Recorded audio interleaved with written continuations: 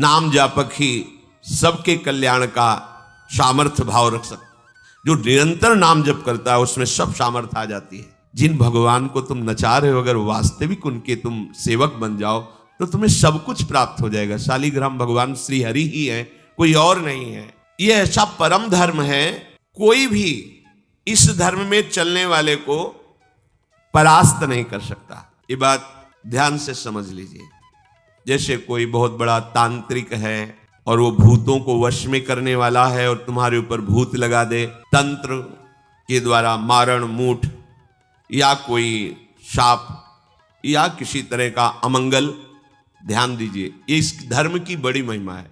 यदि आप भगवद आश्रित हैं, नाम जप कर रहे हैं, तो ना माया का कपट चलेगा, ना किसी का तंत्र तुम्हारे ऊपर चलेगा, ना किसी का कोई मारण मंत्र चलेगा, ना कोई भूतावेश तुम पर आविष्टित कर सकता है, ना किसी भी तरह की कोई विष आदि की। यदि आप सच्चे हृदय से भगवान की शरण में हो तो तुम्हारे ऊपर विष का भी प्रभाव खवाया जाएगा, विष वो हो जाएगा स्वास्थ्यवर्धक अमृत। गरल सुधा, गोस्वामी जी कह रहे, रिपु करहि मिताई, गोपद सिंधु अनल शीतलाई। जो भगवान का आश्रित जन होता है उसको विष भी अमृत हो जाता है। अगर उससे दुश्मनी करेगा ना कोई और उसका बुरा चाहेगा, वो जितना कुप्रचार करेगा, निंदा करेगा, उतने उसका यश बढ़ेगा। अगर वो आग लगा देगा तो उसके शरीर में चंदन से भी बढ़कर शीतलता का काम आग करेगी। जो भगवद आश्रित है, श्री हरिराम व्यास जी ने भी प्यारी जू के चरणों के आश्रित जनों को पुष्ट करने के लिए बताया कि राधा प्यारी के चरणारविंद शीतल सुखदाई, कोटि चंद मंद करत नख विद जुन्हाई। श्री राधा प्यारी के चरणारविंद शीतल सुखदाई।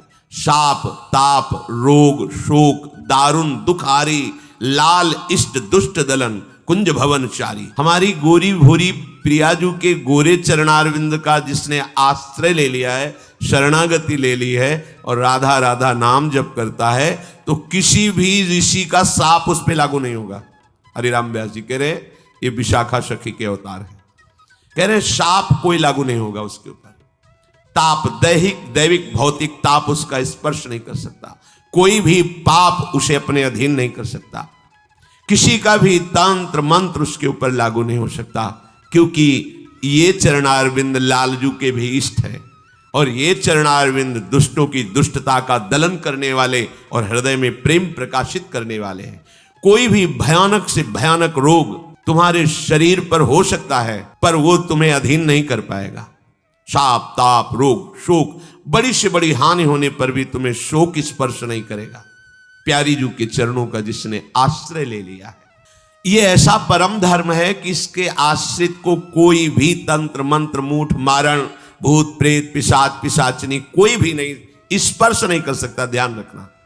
हाँ, अपना कल्याण कराने के लिए सामने आ सकता है, क्योंकि नाम जापक ही सबके कल्याण का सामर्थ्य भाव रख सकता। जो निरंतर नाम जप करता है उसमें सब सामर्थ्य आ जाती है। एक बार भाई जी से हनुमान प्रसाद पोद्दार जी समुद्र के किनारे बैठे नाम जप कर रहे थे, तो देखा एक सफेद पोशाक पहने हुए पाग बांधे हुए पारसी वेशभूषा में सामने खड़े हैं। भाई जी ने सदाचार के कारण कहा, बाबूजी क्यों खड़े हो, बैठ जाइए। तो उनका आप बोले तो मेरे में सामर्थ्य है आपसे बात करने की, डरना नहीं आप। भाई जी ने कहा, मैं क्यों डरूंगा, आप कोई भयावा थोड़ी लग रहे हैं।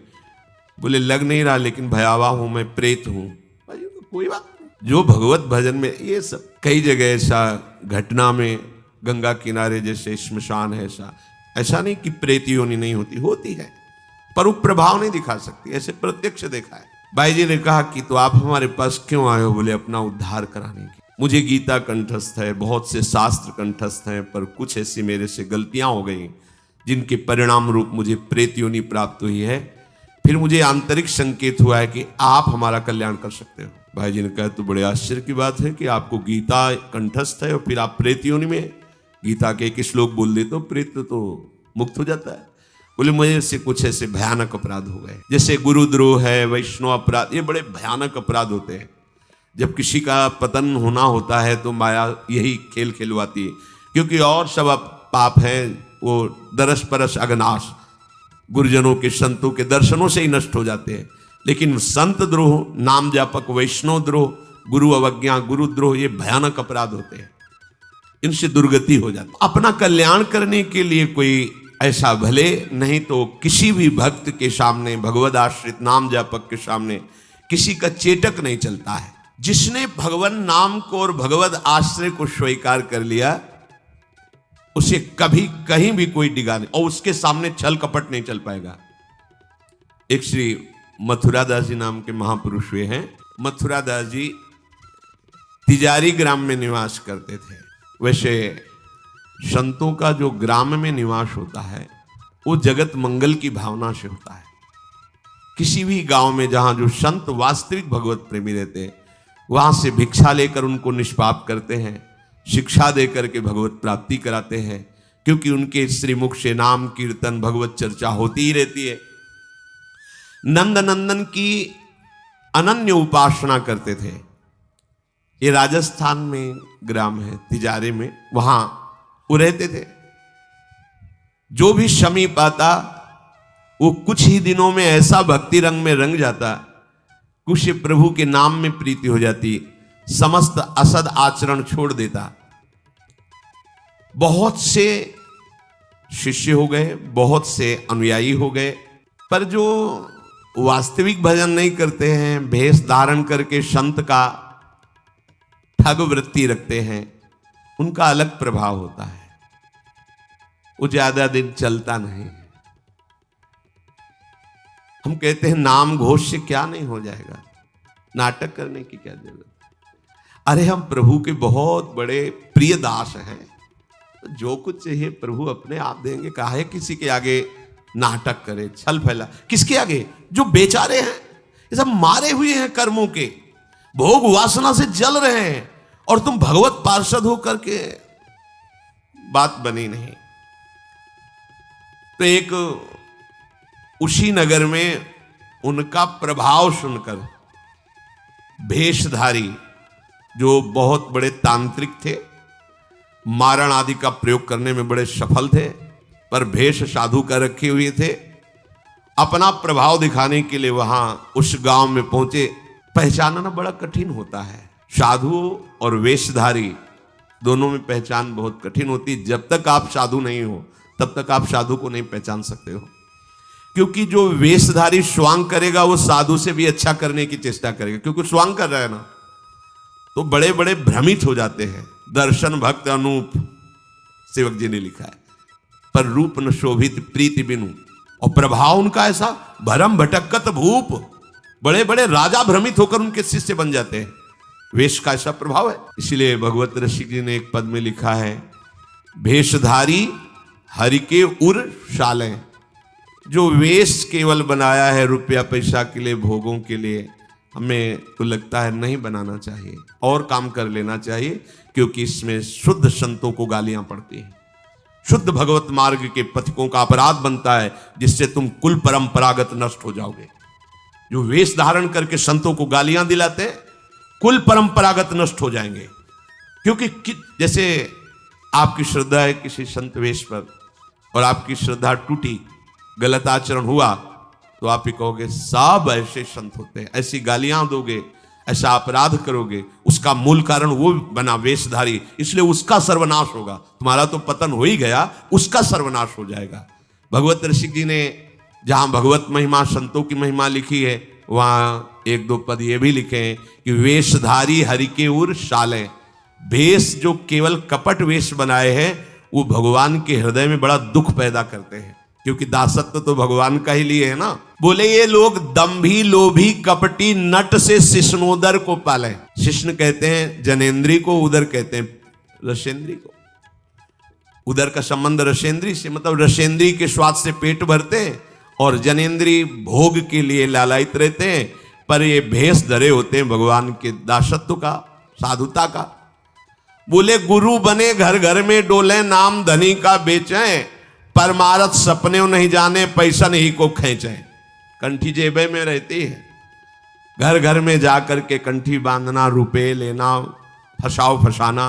परमार्थ खुद नहीं पता, स्वप्न में नहीं जानते कि परमार्थ किसे कहते हैं। परमार्थ का ककारा नहीं आता, और लाखों कंठिया बांध के अगर एक एक देगा तो 1 लाख तो हो ही गए ना, बढ़िया है। हमने तो आज तक ऐसे साधु कभी एक नहीं देखे जो साधु रहे हैं ऐसे खुद और दे ऐसे देखा है, ऐसे करते नहीं। पैसे देने वाले का आदर कभी साधु के यहां नहीं होता। अगर आदर हो रहा है तो साधुता में कच्चाई है। धनी अभिमानी पदाधिकारी पैसों वालों का आदर साधु के यहां नहीं होता। अगर होता है तो कच्चाई है, सच्चाई नहीं है। सच्चाई होगी तो जान रहा है कि जिसके द्वारा भेजा गया है हम उसको देख रहे हैं। तेरे को क्या दे, तेरे को लग रहा है तो हमने एक बार कसम खवाई थी, 3 बार कहा था तुम्हें तुम्हारे आराध्य देव की कसम है, अगर ऐसा लगता हो कि यहां तुमसे पोषण होता कभी मत देना, क्योंकि हमें पता है हमारा भरण पोषण हमारे गुरु से होता है, आचार्य से होता है, इष्ट से होता है। जिसने सृष्टि बनाई वो तुमसे सहयोग नहीं ले आए, अकेले बना लिए। तो हमारा भरण पोषण करने के लिए तुम्हारे जैसे को निमित्त बनाने की जरूरत नहीं है। वो तो तुम्हारे सौभाग्य उदय करने इसलिए निमित्त बना दिया। नहीं वो ऐसे भी जो स्वर्ण का पहाड़ है 4 लाख योजन का, कितने सुनार लगे उसको बनाने में है? अरे वो एक क्षण में सब कर तुम अकर तुम अन्यथा कर तुम। इसके लिए खोए रतन फिरत जे घर घर कौन काज ऐसे जिए, हरिवंश चंद्र महाराज कह रहे। इसके लिए भटकना पड़े कि कोई मुझे धन दे दे, कोई मेरा चेला बन जाए तो मुझे भोग सामग्री समर्पित करे, तो इसका मतलब अभी परमार्थ का पता नहीं है। और कबहू को वक्ता होए बनी बैठे कथा भागवत गावे, अर्थ अनर कछु ले भाषे पैसल ही को धावे। श्लोक क्या कह रहा है, उसका भावार्थ क्या है, उसका रहस्यार्थ क्या है, अनुभव कुछ नहीं है। बस कबहू कवे हरिमंदिर में सेवाएं करे निरंतर बासा, भाव भगत को भेद न जाने पैसन ही की आशा। नाचे गावे चित्र बनावे कहे काव्य चटकीली, साच बिना हरि हाथ ना आवे रहनी है सब ढीली। बिन विवेक वैराग भक्ति बिन सत्य नये को मानो, भगवत विमुख कपट चतुराई सोपा खंडई जानो। वेशधारी हरि के उसको सहन नहीं हुआ। मथुरा दास जी की भक्ति का प्रभाव, हजारों लोग अनुयायी, हजारों लोग शिष्य बन गए। तो अब वो तांत्रिक था, तंत्र मंत्र का उसे बहुत ज्ञान था। श्री मथुरा दास जी जिस नगर में रहते थे वहां वो जाकर अपना नाटक शुरू किया।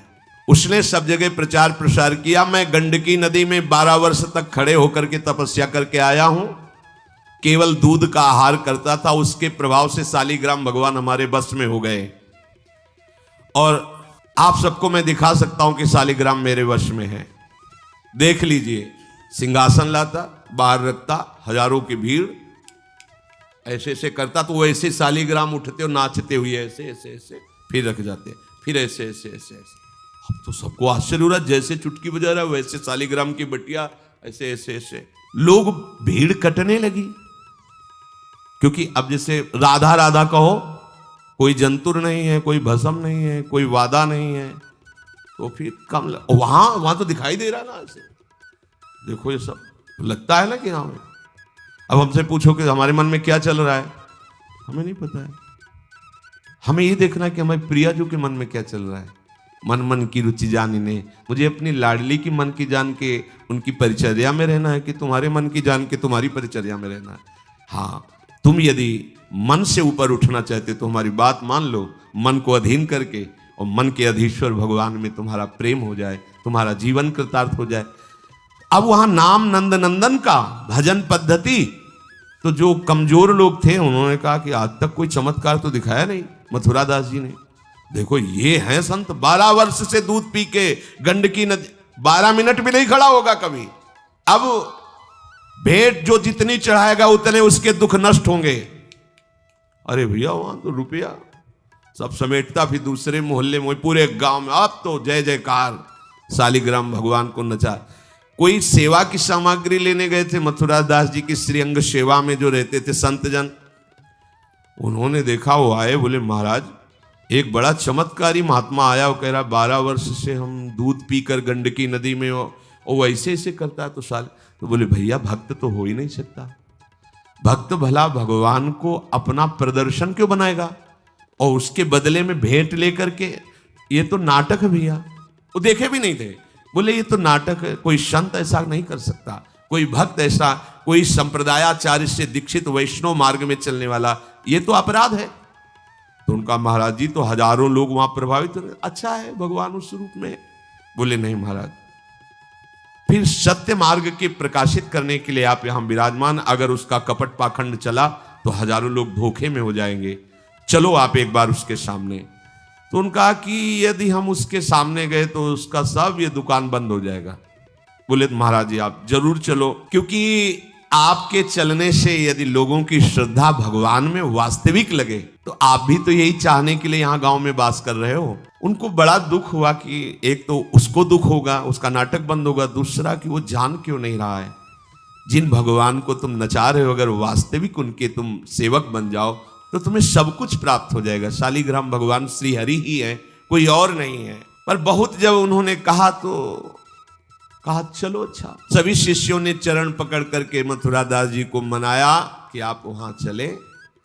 तो आप गए सादे वस्त्र सहज स्वरूप साधु का, जाके भीड़ भी इनके साथ है कि भाई मथुरा, उनका भी प्रभाव था तो बहुत सी भीड़ साथ गई। जाकर के गांव वालों ने कहा कि भैया वो आप जो स्वामी जी दिखाते थे शालिग्राम भगवान का चमत्कार वो दिखाइए, हमारे गुरुजी आए हुए हैं। ये तो उसने जाना था कि महिमावान है तभी तो वो आया था, पर उसको ये पता नहीं था कि हमारा प्रोग्राम इनके सामने नहीं चल पाएगा, क्योंकि भगवान नाम जापक के आगे कोई तंत्र मंत्र, कोई श्राप पाप ताप ये सब नहीं, वास्तविक जो भगवत मार्ग में है। अब उसने निकाला सिंहासन और पूरा सब शालिग्राम जी को, तो केवल चुटकी ही बज रही थी, शालिग्राम भगवान वहीं बैठे थे। हर प्रयास कर लिया, कोई चमत्कार नहीं। लोगों ने कहा कि दिखाओ ना, अब ये हमारे गुरुजी हैं, गांव में रहते हैं। अब भक्त की निष्ठा के सामने भगवान को भी छोटा बनना पड़ता है। इतने महान भगवान भक्त बलि जी के सामने बामन बन के भीख मांगने के लिए गए। भक्ति निष्ठा जीत सकते थे, आज्ञा दे सकते थे, ना आज्ञा दी और ना विजय प्राप्ति की, भिक्षा में मांग करके दिया माता अदिति को कि आपकी चाह है कि राज्य पद देवराज को मिले तो आपकी आराधना से मैं जाऊंगा, पर वो मेरा भक्त है, ना युद्ध करूंगा ना आज्ञा दूंगा, पर मांग के लाऊंगा। भगवान भिक्षुक बन के गए। भक्त के आगे नौटंकी नाटक कहां चल सकता है? अरे जुगनू तब तक चमकती रहे जब तक सूर्य प्रकट नहीं होता। सूर्य प्रकट हुआ तो लाखों जुगनुओं का कोई मतलब नहीं रह जाता। नौटंकी नाटक, ये साधुता का भेष धर के कितने दिन चलेगा? जिस दिन पोल खुलेगी ना उस दिन सब नष्ट हो जाएगा, सब नष्ट हो जाएगा। लोग परलोक तो पहले ही नष्ट हो चुका था। पाखंड न करे। हम कह रहे हैं तुम्हें धन चाहिए, तुम्हें सम्मान चाहिए, राम राम भजो, कृष्ण कृष्ण भजो, हरि हरि भजो, विश्व नमन करेगा, ईमानदारी से भजो। हमने ऐसे संत भगवान देखे, ककारा नहीं पड़े, कुछ नहीं जानते, बस एक ओम, दुई ओम, तीन ओम, चार ओम ऐसे जपते, और लोग न्यौछावर थे, सीधे सरल ओम ओम, राम राम, कृष्ण कृष्ण, साफ सीधे। कबीरदास जी जैसे वहां पर राम राम राम राम। श्री स्वामी सत्संगानंद जी महाराज बक्सर, बस इतने। जब कोई बेटा राम राम, ऐसे लगते थे कि मतलब इनको पी जाएं, अपने हृदय में रख ले। इतने दुलारे वयोवृद्ध थे, ऐसा सुंदर रूप, ऐसी कोमलता, ऐसा आकर्षण, बस राम राम राम राम। अरे प्रभु के नाम में क्या नाटक करने की जरूरत क्या है? पाखंड कर। प्रभु महालक्ष्मी पति हो, तुम्हें लक्ष्मी ही चाहिए तो वो सब दे देंगे, काहे को नाटक करे, काहे को किसी को भ्रम में डाले? तुम भ्रम में हो, दूसरे, अरे भैया तुम राम राम जपो, कृष्ण कृष्ण जपो, तुम्हारा मंगल इसी, बस इसी में मंगल होगा, दूसरा मंगल कर ही नहीं सकता। अब उनके प्रभाव से उनका कुछ नहीं हुआ। अब तो लोग कहने लगे दिखाओ ना, इसका मतलब तुम नाटक कर रहे थे। अब सबके सामने उसका मान नष्ट हुआ, उसका सब तंत्र बेकार हो गया। कुछ लोगों ने कहा पकड़ो और मारो इसको, पीटो, बहुत नाटक करके रुपया कमा लिया, सब छीन लो, धन छीन लो। किसी ने कहा मार पीट के इससे न्यायाधीश के पुलिस डिपार्टमेंट को दो। ये मथुरा दास जी ने सबसे कहा देखो अगर हमको लाए हो तो हमारी बात मानो, इनको किसी भी तरह का कष्ट मत दो, कोई भी बंधन नहीं। और उनसे कहा भैया आप जिसका नाटक कर रहे हो ना, अगर सत्यता से इसे मान लो तो जिन लोगों ने रुपए चढ़ाए ये बहुत थोड़े हैं, वो तुम्हें निहाल कर देगा। सत्यता से भजन करो, ये काहे को नाटक करते हो? इतना कह के वो चले गए। पर उसको इस समझ में नहीं आया। उसने कहा अच्छा तुम अपनी दिखा दी, अब मेरी देखना। सबके बीच में कहा तुमने अपनी दिखा दी, अब मेरी। मूर्ख को समझ में नहीं आता। उसने कहा ठीक है तुमने दिखा दिया, अब कल सुबह तक तुम देखना कि मैं तुम्हारा क्या करता हूं। क्योंकि उसे मारण का प्रयोग आता था। अब ये क्रोध उत्पन्न हो जाए तो राक्षस बना देता है, और क्रोध उत्पन्न होता है कामना से, और उसकी कामना सब नष्ट हो गई ना, सब किया कराया सब माटी हो गया, क्योंकि लाखों लोग प्रभावित हो रहे थे। अब वो क्रोध के वशीभूत होकर तामसी जप करने लगा। तामसी जप होता है विनाशकारी। अपवित्र सिद्धियां उसके पास थी। पवित्र सिद्धियां भी होती है जो दूसरों का मंगल करती हैं, अपवित्र सिद्धियां होती हैं जो दूसरों का नाश करती हैं। उसने मारण विद्या का अनुष्ठान किया, जिसे देहाती भाषा में मूठ कहते हैं। आज मैं इस अविचार से उस महात्मा का सर्वनाश कर दूंगा। भूल भूल भारी भूल। जो साधु की मीच तक है वो उसी मीच से मरता है। ये तो समझ में ही नहीं आया। सरस्वती जी को देवता और ब्रह्मा जी सब प्रार्थना कर रहे हैं कि अयोध्या वासियों की बुद्धि तो बदल दी, वापस गए। भरत जी आ रहे हैं, इनकी बुद्धि बदल दो, नहीं भरत जो कहेंगे वही राम करेंगे। तो दिमाग पलट गया है। भरत की बुद्धि, अरे प्रभु का इशारा था इसलिए अयोध्या वासियों की बुद्धि बदल दी। भरत जी के विषय में सोचोगे भी तो नष्ट हो जाओगे। महाप्रेमी भरत के विषय में सोचना ही तुम्हारे लिए अमंगल हो जाएगा। और हम क्या, करोड़ों सरस्वती भी हो तो भरत की भाव भरी भक्ति में बाधा नहीं पहुंचा सकती। अब उसने प्रारंभ किया बैठ करके आसन में मूठ का। एक खप्पर जैसी आकृति प्रकट होती है और उसमें जाजुल्यमान तेज होता है, और वो जहां जाएगा तो जिसके पास जाना है वहीं शुरू हो जाएगा उसका खून पोकना, नीचे से शौच द्वार से मुंह से खून की उल्टी आना, उसके पहुंचते पहुंचते, और जहां पहुंची तो वो नष्ट हो जाएगा, मर जाएगा और वापस चली जाएगी। वहां जाके प्रमाण देगी कि हम काम कर आई है। वहां भक्तों ने देखा कि एक खप्पर में आग जलती हुई राउंड राउंड से गोला होता, तो जाके कहा मथुरा दास जी ये उसकी चलाई हुई मूठ है, तुम कुछ परेशान मत हो, यहां कुटिया की डेहरी में भी प्रवेश नहीं करेगी। अब वो आकर के मारण बस वहां घूम रहा है। मथुरा दास जी निकल के आए, हाथ जोड़ा, क्योंकि सब मंत्र सब सिद्धियां भगवान की तो ना, चाहे पवित्र हो या अपवित्र हो, तो उनका तुम सर्वज्ञ भगवान की ही शक्ति से संपन्न हो। तुम जानती हो कि हमारा कोई अपराध है क्या? अगर अपराध है तो हम बाहर निकल के आते हैं, आप हमें नष्ट कर दो। यदि अपराध नहीं है तो जिसके द्वारा किया गया उसको दंड दो। तुरंत मूठ वापस हुई, कोई मंत्र मंत्र नहीं पड़ा, तुरंत वो मारण वापस हुआ।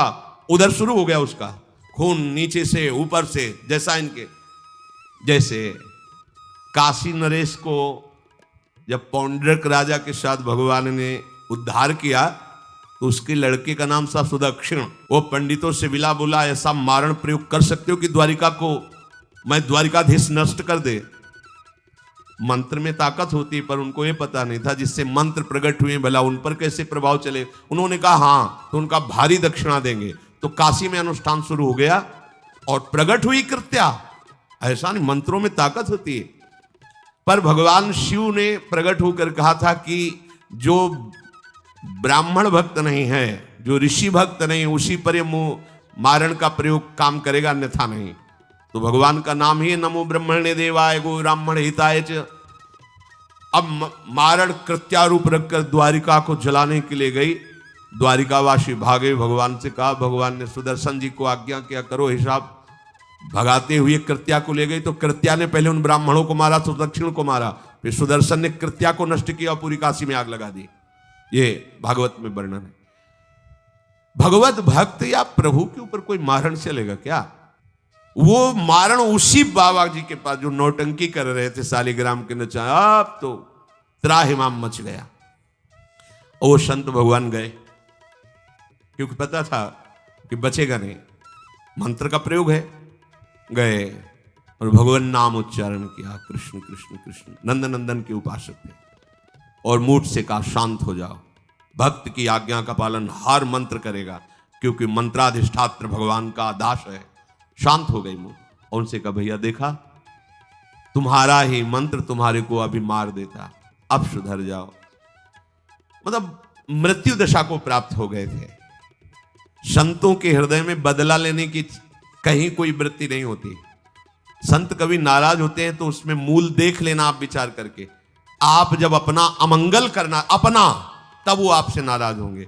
अगर आप उनका कोई कष्ट, वो नाराज नहीं होंगे, वो सह जाएंगे और आपका मंगल मनाएंगे। जब आप अमंगल अपना कर, तब वो डांटते हैं। अगर आप वो ये देख लें कि आप प्रहार कर रहे हो, तो फिर वो नहीं, फिर तो तुम्हारा मंगल मनाएंगे, आप उनको मारो, कभी डांटेंगे नहीं। बड़ा कोमल चित्त संतों का होता है। संतों के हृदय को केवल संत ही जान सकते हैं। अगर एक संत भगवान जा रहे थे गंगा के किनारे, तो किसी के कपड़ा फैले थे, धोबी ने दो को फैलाया था। वो तो अपने मस्ती में थे, पैर पड़ा तो वही डंडा लेके दौड़ा जो जिससे कपड़ा छाटता था। भगवान ने तुरंत सुदर्शन चक्र का स्मरण किया, फिर चक्र से कहा अंतर्ध्यान हो जाओ। रुक्मिणी जी ने पूछा, प्रभु ये लीला तो किसी भक्त की रक्षा के लिए होती, फिर आपने क्यों रोक लिया? बोले जब वो डंडा लेके दौड़ा तो महात्मा जी भी उठा पटक दिए, घूंसा चला रहे थे, तो हमने कहा सुदर्शन की जरूरत नहीं है, दोनों बराबर ही है। साधु यदि क्षमा कर दे तो होश में हो जाना, अगर वो डांट दे फटकार दे तो निर्भय हो जाना, बच गए।